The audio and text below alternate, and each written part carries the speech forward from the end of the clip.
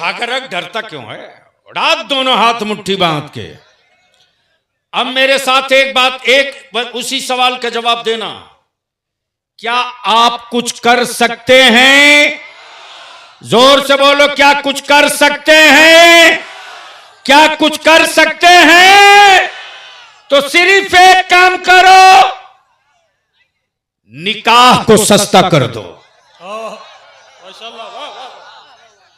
और इसी पैसे को बचाकर अपनी औलादों को पढ़ा दो। 5 साल के बाद पूरे भारत में कोई और नजर नहीं आएगा। हर दफ्तर में, हर ऑफिस में अब्दुल्ला और अब्दुल रहमान का बेटा। नारे तकबीर, नारे रिसालत, फैजाने हुजूर गरीब नवाज अल्लामा बलियावी साहब तुल्ला। मैं पूछता हूं ईमान वालों, बताओ, वाह वाह, जब मस्जिद के दरवाजे पर मेरी कौम का कोई गरीब बेटी का बाप गमछा बिछाकर भीख मांगता है और मस्जिद के मेंबर से मेरा आलिम ऐलान करता है कि फला की एक मुसलमान अपनी बेटी की शादी के लिए आपसे मदद मांगने आया है। जब कुफ्र की हवेलियों में बैठने वाले इस्लाम के दुश्मनों को मालूम हो गया क्या मुसलमानों की बेटियां बोझ बन गई हैं, चंदे के बल पर इनकी बेटियां रुखसत हो रही हैं, तब गैरों का कलेजा चौड़ा हुआ रे। तब उनकी हिम्मतें बढ़ी। दावत और बारात में जाते हजरत अल्लामा रियाज साहब, इसी मुजफ्फरपुर का वाकया है। आज भी अंदर से मैं खौल जाता हूं। एक जलसे में मैं रात को तकरीर में था, फोन नहीं उठा सका, करीब 20 टेलीफोन आया। जब गाड़ी में बैठा तो मैंने फोन पकड़ा, जैसे ही फोन लिया देखा 20 मिस कॉल है।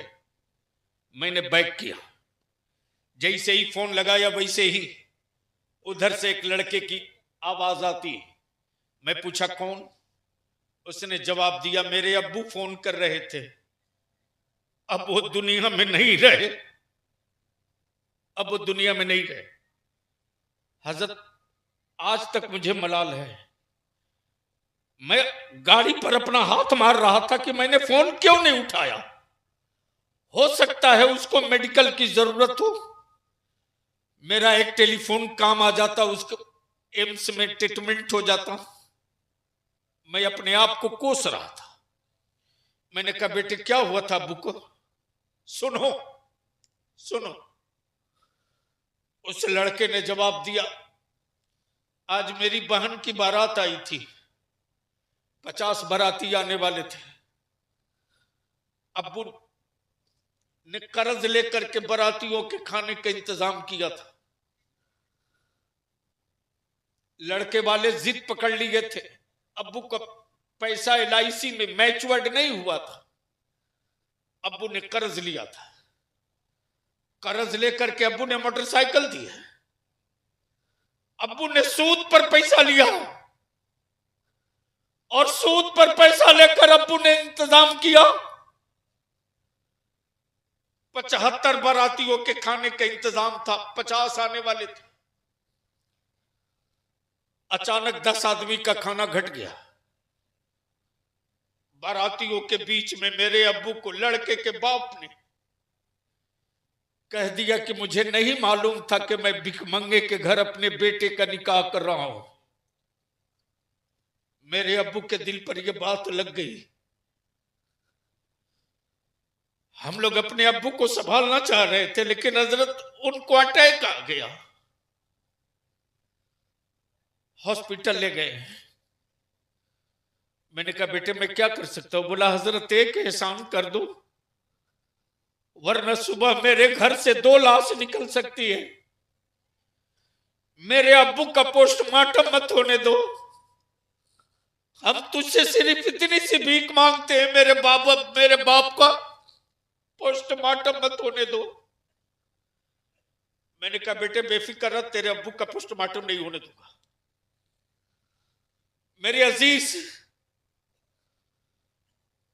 जब मैंने बच्चों को भेजा कि जाकर देखो उस बारात में जहां खाना खाए बाराती, देखो डस्टबिन में कितना खाना फेंका पड़ा, देखो। लड़कों ने बताया कि हजरत कम से कम 35 से 40 आदमी अभी खाना खा सकते थे। मैं आपकी अदालत में इस्लाम की बेटियों का मुकदमा रख दिया हूं। मैं आपकी अदालत में सैयदा फातिमा की कनीज का मुकदमा रख दिया हूं। अगर गुलाम हुसैन के बाप हो तो फैसला कर लो कि बेटियों की आबरू कौन बचाएगा, बेटियों की आबरू की हिफाजत कौन करेगा। मेरे अजीज, बारात जाओ, बोझ मत बनो। बारात जाओ, बोझ मत बनो। सुन्नी हो तो सुन्नत तरीके पर अमल करो। मेरे आका की सुन्नत ये नहीं है कि लड़की वाला लड़का तलाशे। सुन्नी हो तो सुन्नी बनो। सिर्फ मिलाद पढ़ना सुन्नियत की पहचान नहीं, सुन्नत मुस्तफा पर अमल करना सुन्नियत की पहचान है। मेरे अजीज, सुन्नत ये नहीं है कि लड़की वाला लड़का तलाशे। सुन्नत ये है कि लड़का वाला लड़की वाले के दरवाजे रिश्ता मांगने जाए।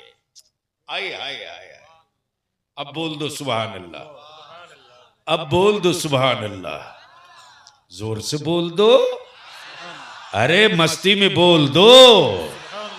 मेरे अजीज, आप कहोगे सबूत, तो चलो मस्जिद नबवी में, शहर तैयबा, जगह मस्जिद नबवी, जात मेरे मुस्तफा की, ऐलान आकाए रहमत करें, ए लोगों मेरी बेटी फातिमा का मंसूब लेकर आओ, मेरी बेटी फातिमा का मंसूब लेकर आओ। आओ, ये नहीं कहा कि मक्की हो तो आओ, मदनी हो तो आओ, हाशिमी हो तो आओ, कुरैशी हो तो आओ, मुत्तलबी हो तो आओ। ये नहीं कहा। क्या कहा? मेरी बेटी फातिमा का मंसूब लेकर आओ। आओ, शर्त ये है अल्लाह वाला हो, मोहम्मदुर रसूलुल्लाह वाला हो, यानी ईमान वाला हो। आओ। जैसे ही ये आवाज गूंजी है ज़बाने नबूवत से, मदीने तैयबा के बड़े बड़े रऊसा, उनकी औलादे बेचैन हो गई। काश आकाए करम हमको कबूल कर लेते, काश रसूल करीम अलैहिस्सलाम की बेटी मेरे घराने को कबूल कर लेती। ये खबर जैसे ही फातिह खैबर, फातिह खैबर, दामादे पैगंबर, मौला अली मुश्किल कुशा रदियल्लाहु ताला अन्हु के कानों तक पहुंची। हजरत सैयदना मौला अली मुश्किल कुशा मस्जिद नबवी के कोने में चुपके बैठकर आंसू गिरा रहे हैं, आंखें नम है। सैयदना अबू बकर सिद्दीक तशरीफ लाए, फरमाते ए अली रोते क्यों, ए अली सिसकियां कैसी। सैयदना मौला अली शेर खुदा फरमाते ए अबू बकर, आज अली इसलिए रो रहा है कि काश अली के पास अच्छी हवेली होती, बेहतर मकान होता, रहने को जगह होती, तो मैं नबी करीम अलैहिस्सलाम की बेटी सैयदा फातिमा के मंसूब पर लब्बैक कहकर दौड़ जाता। आकाए रहमत फरमा सैयदना अबू बकर सिद्दीक फरमाते ए अली घबरा मत, वो रहमत आलम हैं, वो दिलों का राज जानते हैं। चलो आगे आगे अबू बकर सिद्दीक, उनके पीछे सैयदना फारूक आजम, उनके पीछे सैयदना उस्मान गनी, सबके पीछे मौला अली। ये चारों आ गए। हजरत चारों खामोश, न सैयदना अबू बकर सिद्दीक कुछ बोले, न फारूक आजम कुछ बोले, न उस्मान गनी कुछ बोल रहे। तब आकाए रहमत फरमाते अबू बकर कुछ तो बोलो।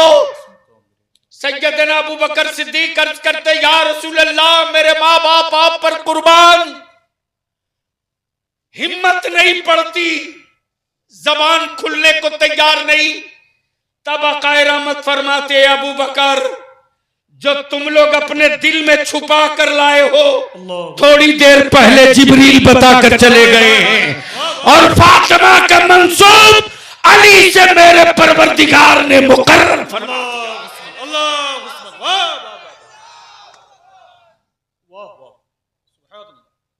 लगाया भी तो आधा पूरा लगा दे।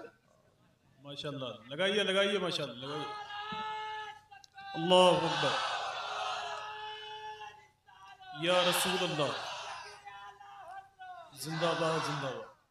माशाल्लाह, रक्सान शरीफ का है,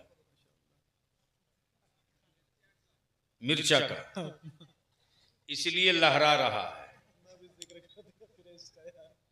बस 5 मिनट दिल लगाओ, ईमान से बोलो। इतनी बड़ी आबादी में पूरे इलाके के लोग आए हो, निकाह सस्ता होना चाहिए कि नहीं? जोर से बोलो ना, होना चाहिए कि नहीं? कैसे होगा? कौन करेगा? कौन करेगा? कोई कुंवारा है?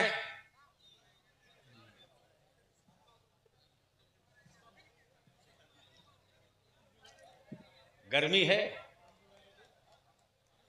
अच्छा, इतने बड़े मजमे में कोई है कुंवारा जो ऐलान कर दे कि हम अपने बाप की औलाद हैं, जानवर नहीं हैं, बिकेंगे नहीं?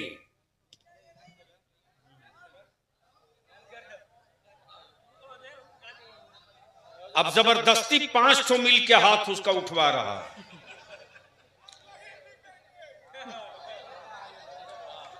2 3 4 5 6 8 10। अगर कुंवारे हो तो कुफ्र की हवेली पर ठोकर मार के बता दो अब हम अपनी बेटियों की हिफाजत के लिए मकानों से निकल पड़े हैं, निकाह को आसान कर देंगे, बेटियां इस्लाम की जरूरत बनेगी।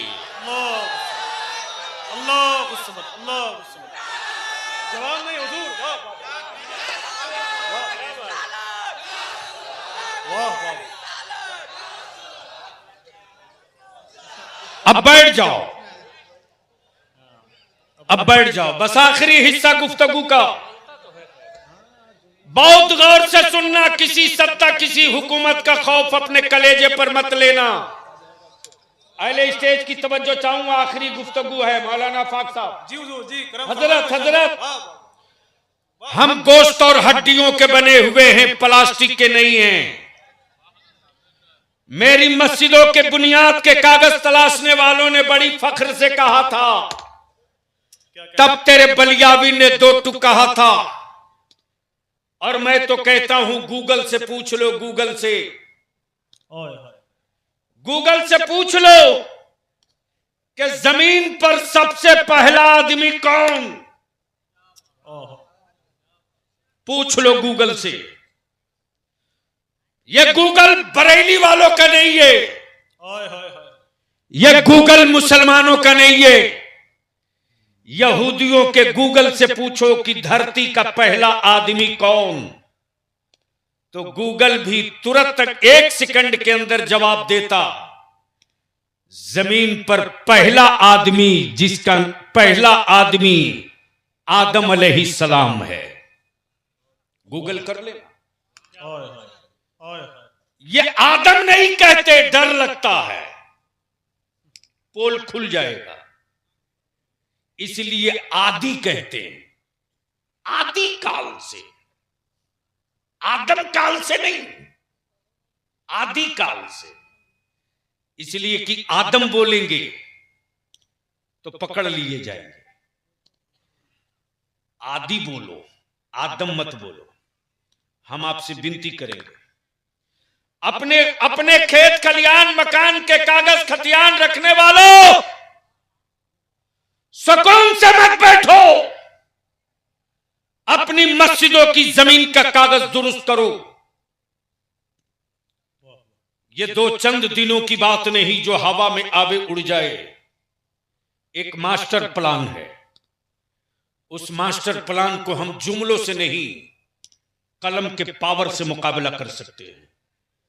और इसके लिए जरूरत इस बात की, हम अपने जवानों से भीख मांगते हैं। मेरे अजीज,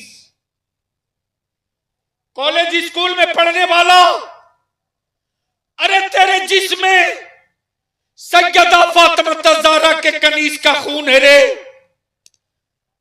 तेरे लिए माओ ने न जाने कितनी मन्नतें उतारी हैं, न जाने माओ ने कितने सदके लुटाए हैं सिर्फ तेरे लिए। जरूरत इस बात की आ गई है कि अब दौलत कमाने के लिए पढ़ना बंद करो, अपनी नस्लों के तहफ्फुज के लिए आगे बढ़ जाओ। बस आखिरी बात अर्ज कर दो, ईमान से बोलो कॉलेजेस स्कूल में पढ़ने वालों, आदमी बीमार पड़ता है तो दवा लेता है कि नहीं लेता है? जोर से बोलो। अगर दवा दुश्मन की दुकान में हो तो लेगा कि नहीं लेगा?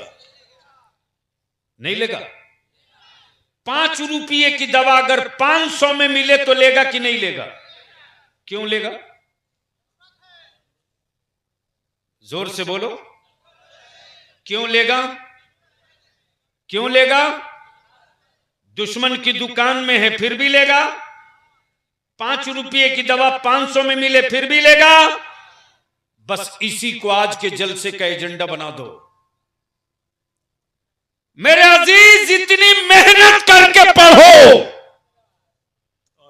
कि बीमार मुल्क के लिए दवा बन जाओ। क्या कहने, वाह वाह। और जब बीमार मुल्क के लिए दवा बनोगे तो वैसे ही तुझको तराशा जाएगा जिस तरह भारत का डिफेंस बीमार था और दवा का नाम एपीजे अब्दुल कलाम था, तो घुटने टेक करके कहना पड़ा भारत का डिफेंस बीमार है, मुसलमान का बेटा दवा है। आज तेरे लिए राष्ट्रपति की जगह तैयार रखी हुई है। अल्लाह, इतनी मेहनत करके पढ़ो। वाह वाह। और मैं नौजवानों से अर्ज करूंगा, आप चाहो तो मदद कर सकते हो। अगर पता चल जाए कि तेरे दोस्त ने 5 लाख रुपया और एक बुलेट या 4 चक्का पे निकाह कबूल करने की हां भरी है, तो उसका कार्ड मंगा लो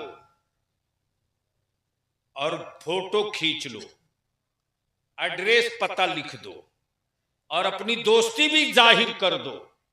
ये मेरा दोस्त है, जिगरी दोस्त है, हमने इसको अपना दोस्त बनाया था, लेकिन ये मेरा दोस्त 5 लाख रुपया और एक बुलेट पे बिक गया।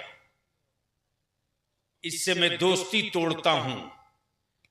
मैं बिके हुए दूल्हे की बारात नहीं जाऊंगा।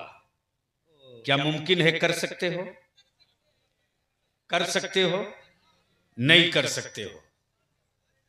कर सकते हो? जोर से बोलो, कर सकते हो? हजरत एक और बड़ा आसान नुस्खा निकाला है और इसका पहला इस्तेमाल किया है हमने कटिहार की तरफ। वो ये कि अगर बारात जा रही है तो लड़के वाला जिनको बारात ले जा रहा तो नीचे नोट में लिख दे रहा, आप मेरे रिश्तेदार हैं, बारात चलिए, लेकिन दोपहर की बारात है, दीन की बारात है, इसलिए जोहर की नमाज जमात के साथ मस्जिद में अदा करनी होगी। जहां ये शर्त लगा दोगे कि जोहर की नमाज मस्जिद में जमात से अदा करनी होगी, 12 आना इसे ही छट जाएगा। और रात की बारात हो तो मगरिब और ईशा की नमाज और उसी मस्जिद में निकाह कर दो और उसी पैसे को पैसे को बचाकर अपनी औलादों को पढ़ा दो। अब मदरसे से डर हुकूमतों को क्यों लग रहा है मालूम है? नहीं मालूम। सुनो, आज का फलस्तीन, आज का बैतुल मुकद्दस, कौन ईमान वाला है यार जो बैतुल मुकद्दस और फलस्तीन को याद करे और भरपेट खाना खा ले। रोटियों के टुकड़े हलक से नीचे नहीं उतरते। 1000 साल पहले इसी तरह बैतुल मुकद्दस पर यहूदियों का कब्जा था और यहूदियों ने कहा था कि अब मुश्किल है, नामुमकिन है, अब इस्लाम में कोई नर नहीं बचा है जो बैतुल मुकद्दस पर कब्जा कर सके। ये आवाज जैसे ही गुरूर और घमंड की गूंजी है अरब की वादी में, यह आवाज टकराई इस्लाम के शेर, इस्लाम का शहजादा सलाहुद्दीन अय्यूबी के कानों से। और सलाहुद्दीन अय्यूबी ने ऐलान किया, यहूदियों अपना किला बचा सकते हो तो बचा लो, अभी जमीन पर मुस्तफा का गुलाम जिंदा है। और देखते देखते बैतुल मुकद्दस पर सलाहुद्दीन अय्यूबी ने इस्लाम का झंडा गाड़ के बता दिया कि नबी वाला जिद पर आ जाए तो फौज की दीवार नहीं, फौज का समंदर बना दो तो अपने जूतों के तलवों से रोक कर फतह का परचम गाड़ सकता है। बना दिया। जब फतह कर लिया तब यहूदियों का पोप परेशान हुआ। पता करो सलाहुद्दीन अय्यूबी पढ़ा कहां से है, पता करो सलाहुद्दीन अय्यूबी की तालीम कहां से हुई है। तो जब उसकी आईबी ने रिपोर्ट दी तो यही कहा, सलाहुद्दीन अय्यूबी कॉलेज में नहीं पढ़ा है, सलाहुद्दीन अय्यूबी स्कूल में नहीं पढ़ा है, सलाहुद्दीन अय्यूबी किसी यूनिवर्सिटी में नहीं गया है, सलाहुद्दीन अय्यूबी की तालीम मदरसे में हुई है और पढ़ाने वाले का नाम अब्दुल कादिर जीलानी है। हुक्मरानों को मदरसों से इसीलिए डर लगता यार कि फिर कहीं चटाई वाले कोई दूसरा सलाहुद्दीन अय्यूबी न पैदा कर दे। इसी खौफ में जी रही है सत्ता और हुकूमतें। लेकिन तेरे मुठिया के चावल ने, तेरे ज़कात के सिक्कों ने, तेरे फितरे की रकम ने कुफ्र की चूले हिला के रख दी है। इसलिए मिर्चा वालों, इन्हें किसी का बेटा मत समझना, इसे रसूलुल्लाह का मेहमान समझना। किसी भी मदरसे के बच्चे को गिरी नजर से अल्लाह के वास्ते कभी मत देखना, कभी मत देखना। कयामत के दिन तेरा बेटा काम आवे कि ना आवे इसकी कोई गारंटी नहीं, लेकिन जिनके लुक़मे खाकर ये पढ़ चुके हैं, कयामत के दिन ये सीना ठोक के तेरे काम आएंगे, ये लिख लो। इसलिए मैं अर्ज करूंगा, अपने मदरसों को मजबूत कीजिए और मदरसे के इंतजामिया से भी हाथ जोड़ के अपील करूंगा, सिर्फ हाफिजी मत बनाइए, सिर्फ हाफिजी मत बनाइए, बल्कि कोशिश कीजिए कि जो बच्चे हिफ्ज कर रहे हैं, हिफ्ज करते करते कम से कम हाई स्कूल का एग्जाम भी दे सके, ताकि वो बच्चे मेन स्ट्रीम में हमारे आ सके, हमारे बच्चे लॉयर भी बन सके, हमारे बच्चे मेडिकल की तरफ भी जा सके। अमा जब मदरसे की पतली दाल और मोटा चावल खाकर 30 पारा कुरान हिफ्ज कर सकता है तो थोड़ी सी पुष्ट पनाही कर दो तो मदरसे के बच्चे क्या नहीं कर सकते हैं वो सब करके दिखा देंगे। इसलिए कोचिंग का भी इंतजाम हो, भरपूर कोचिंग का इंतजाम हो। इसलिए मैं कमेटी से भी इल्तिजा करूंगा कि मदरसे की इमारत अल्हम्दुलिल्लाह बहुत खूबसूरत हो गई है, बहुत अच्छी हो गई है। हमारी बेटियां क्यों जाएंगी गैर जगह? हाई स्कूल मैट्रिक की, साइंस की, मैथ की, ज्योग्राफी की, हिस्ट्री की अगर कोचिंग करनी है, हम अपने गांव में इंतजाम कर दे, बढ़िया टीचर का इंतजाम कर दे, पर्दे में रहकर मेरी बेटियां एग्जाम की तैयारी कर ले और हम भी बेखौफ, बेखतर और मस्त होकर के अपनी बेटियों को पढ़ा सके। मन में यह खौफ न रहे कि मेरी बेटियों की आबरू का क्या होगा। इसलिए कि गैरों के कुएं पर अब भरोसा मत करो, पता नहीं कब किस वक्त कौन जहर मिला दे। अब अपना ही कुआं तैयार करो ताकि नस्लों को सैराब किया जा सके। यार जिंदा, सोहबत बाकी। सलाम अलैकुम।